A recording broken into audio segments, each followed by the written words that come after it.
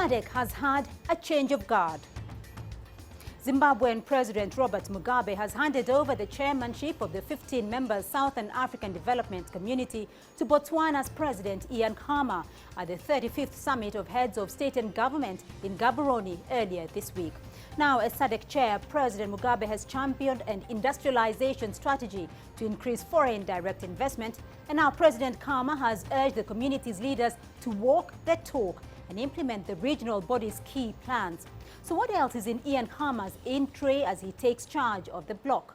And where does SADC's future lie? I'm Beatrice Marshall. Welcome to Talk Africa.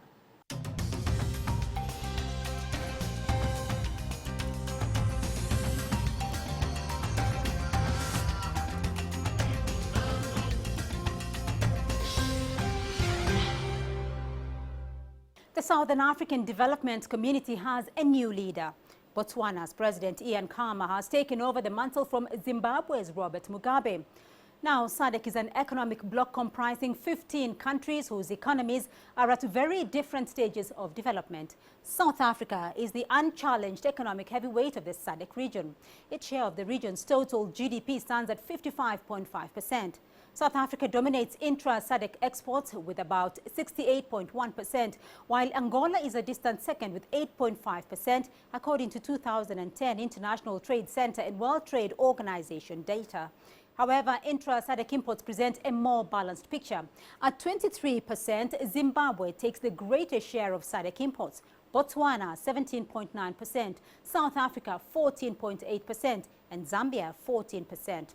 So what is SADC doing to significantly reduce tariff and non-tariff barriers and even out trade among its member states? Well, the chairmanship rotates among the heads of the 15 member states each year, and as mentioned, Botswana's President Ian Khama now takes over from Zimbabwe's President Robert Mugabe. The two men have not always seen eye to eye. So how will Ian Khama's new role change the dynamics of the regional body? CCTV's Farai Mwakatuya has this story. When President Robert Mugabe took over the reins at SADC, it was widely expected he would exert his influence. He hasn't disappointed. The key highlight of President Robert Mugabe's leadership of SADC has been his emphasis on the need for self-reliance of the regional bodies, and that's SADC and also the AU, which he is still chairing.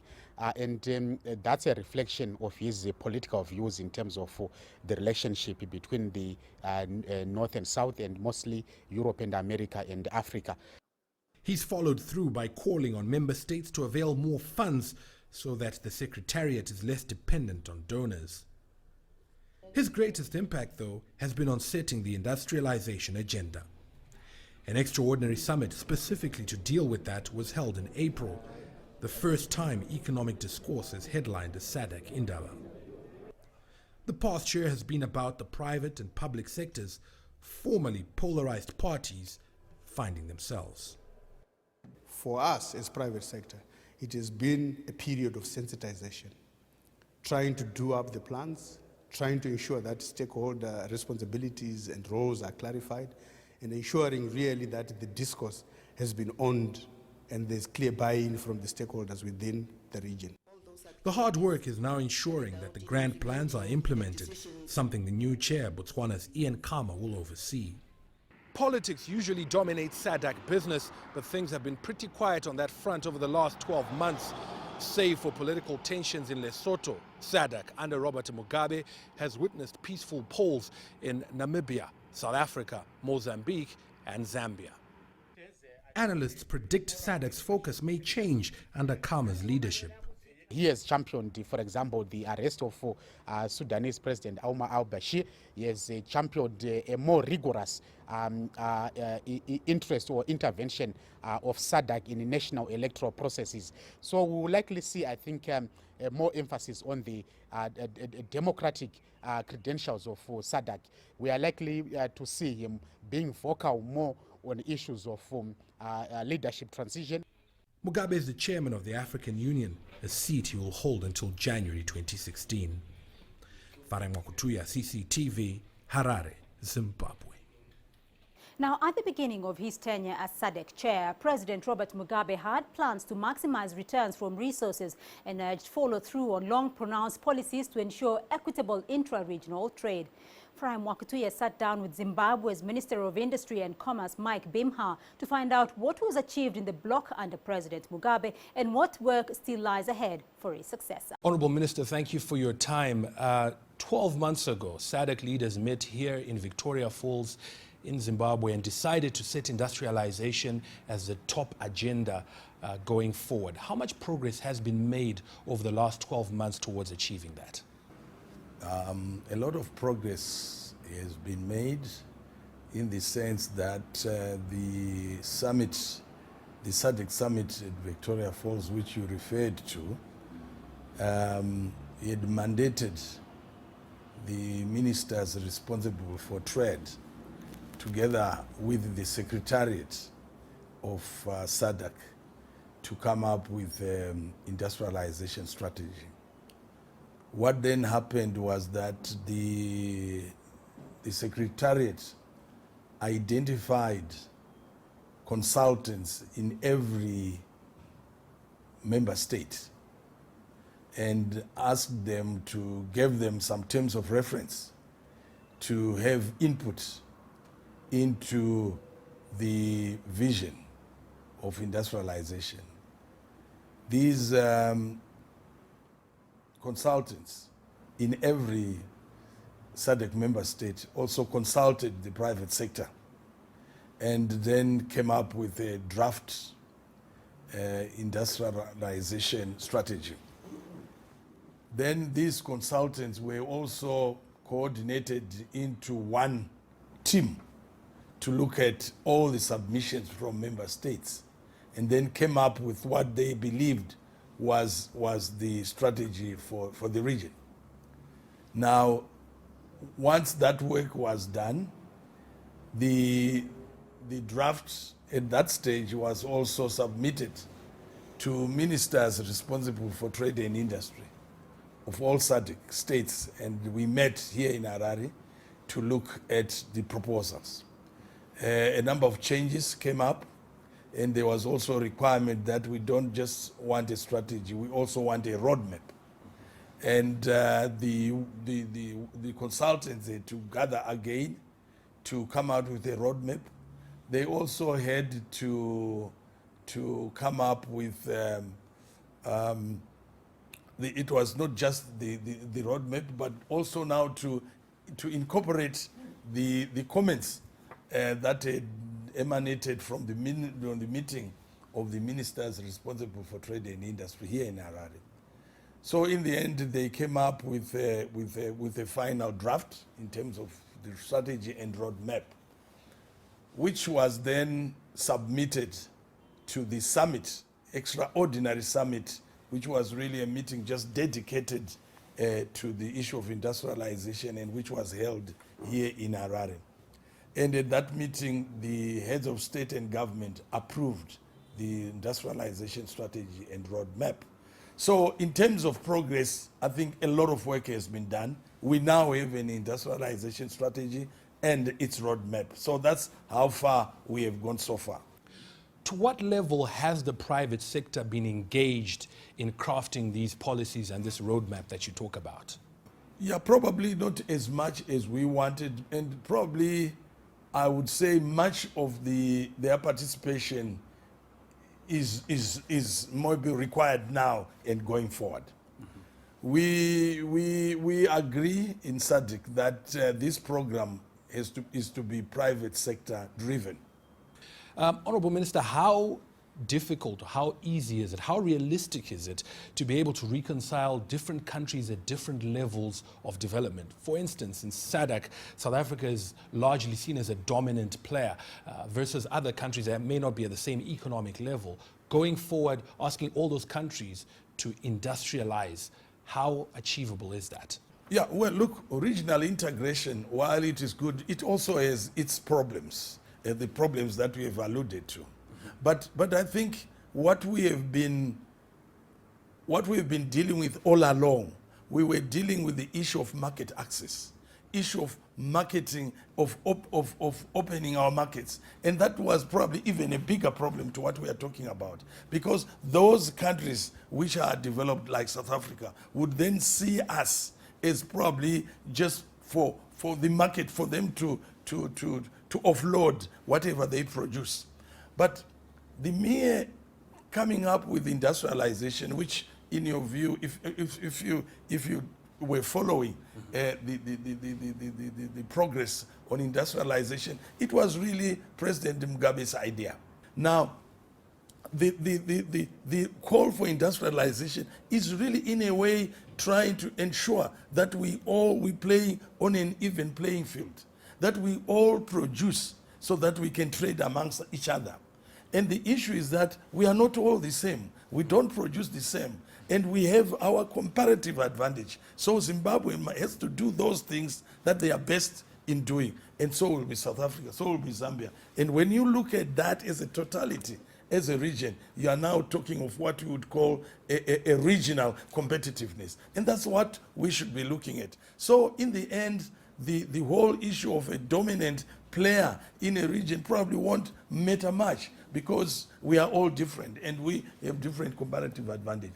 And we need each other. Because in the ultimate, what we need is to see more of trade amongst countries in Africa. And what you see now in terms of SADC will actually be, you will also find the same will happen when we talk about a tripartite free trade area, and when we talk about the continental free trade area, and that dream of free movement of goods and services will probably come to reality. Well, we're going to take a short break here on the program, but when we come back, we'll have expert guests standing by to help make sense of President Ian Khama's year ahead. To stay with us.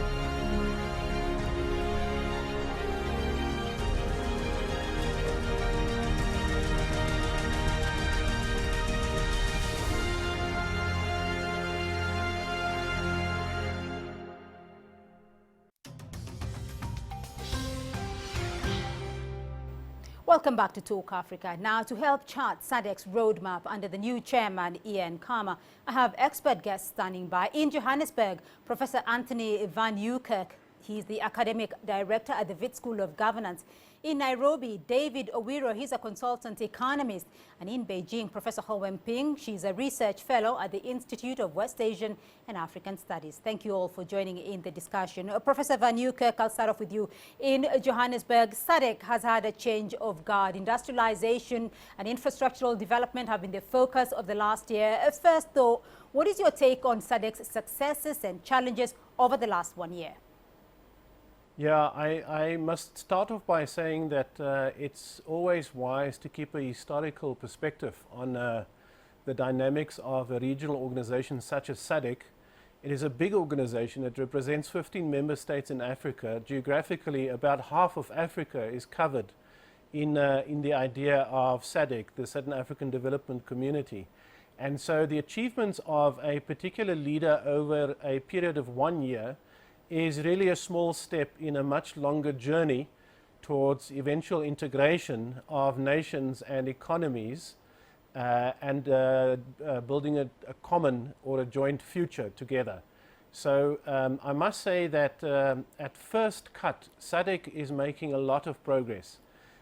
when political conflict erupts in its region, it participates in mediation, peacemaking and peacekeeping efforts.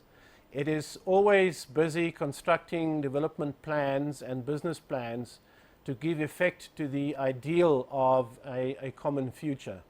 But I do think that when you look deeper below the surface, you will find that this region, as with other regional organizations in Africa, are faced with a number of very serious difficulties which the new leadership will have to face up to if it wants to make progress. All right, we're going to talk about what the new leadership will have to do in a moment. But David, your take though, SADC has made a lot of progress, but looking at SADC's successes over the last 25 years, being the oldest regional economic community bloc in Africa, what do you make of it? Well, it's certainly made a lot of positive progress, considering that it's been progressively achieving the milestones of integration, moving from a free trade agreement or free trade area rather, onto customs union, and now trying to achieve common market status towards monetary union of sorts.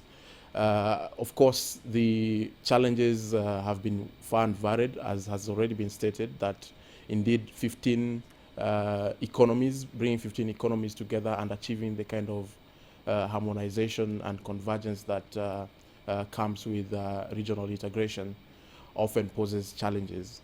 And the notion that indeed one regime in terms of the chairmanship is actually just a step towards implementing the broader visions of the community. All right. And so I agree that indeed there has been some successful prospects and achievements amidst the various challenges that have occurred. Well, Professor Howenping, are you seeing that progress though from where you're sitting? Yes, I fully agree with my colleagues from Pretoria and also Nairobi. When we look about the past years' achievements or challenges this SADC is facing, we have to take a historical point of view because this organization, regional bloc, has been there ever since 1992. So we cannot say you judge this progress or some retreat of this regional bloc only by 1 year.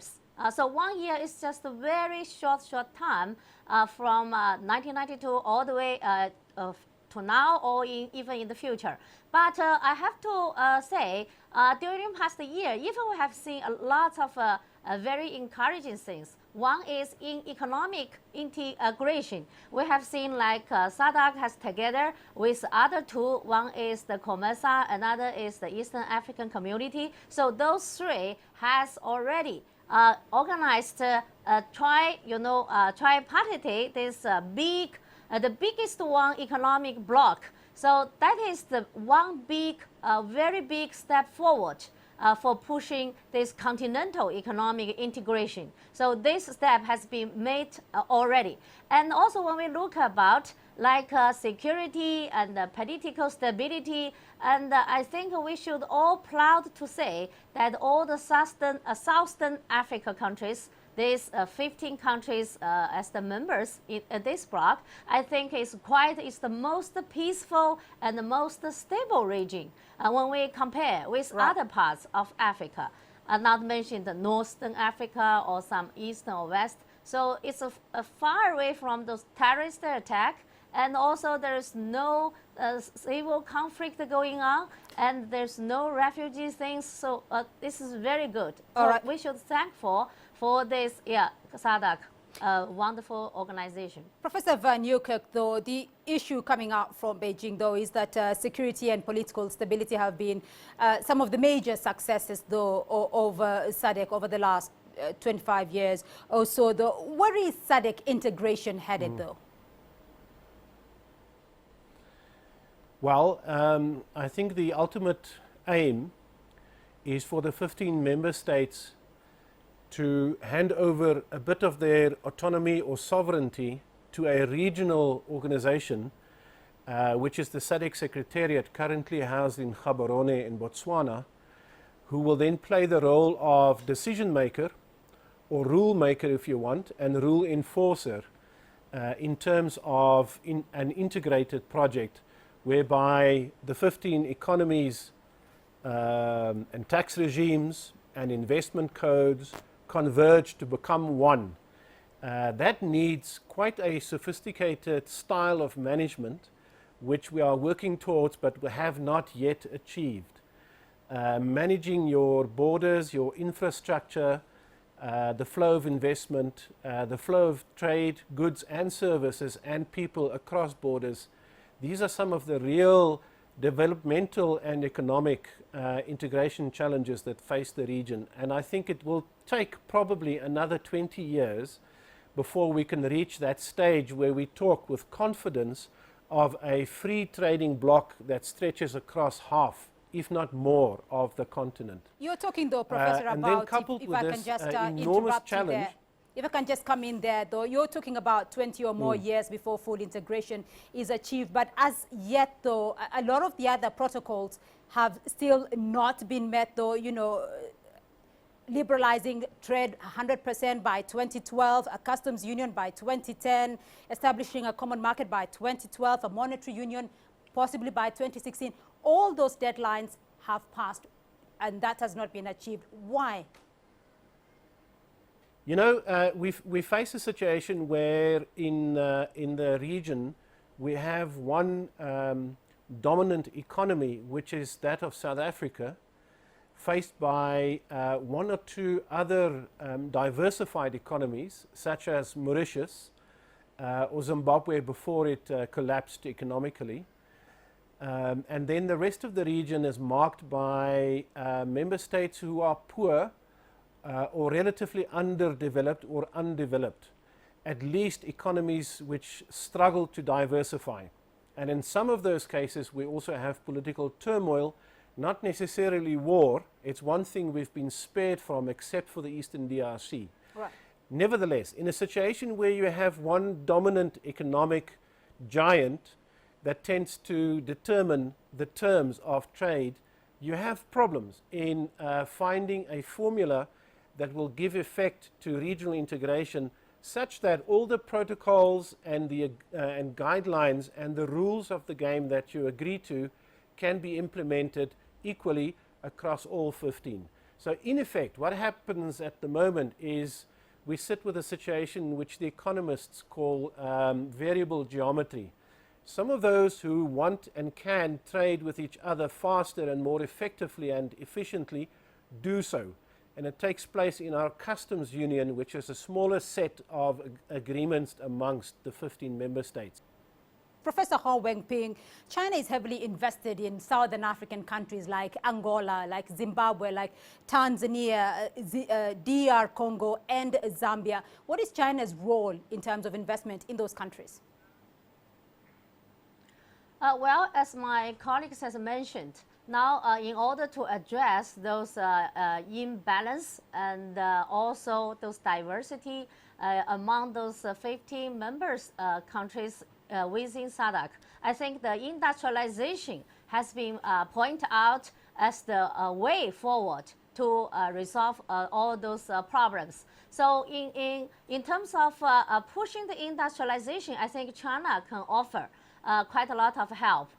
We all know when the Chinese President Xi Jinping visited Africa in the year 2013, he put forward those China's those new approach and new policy involved with Africa's development. That is trying to link those industrialization. One is with China's those overcapacity for industrialization and our productivity for accumulated in the past 30 years.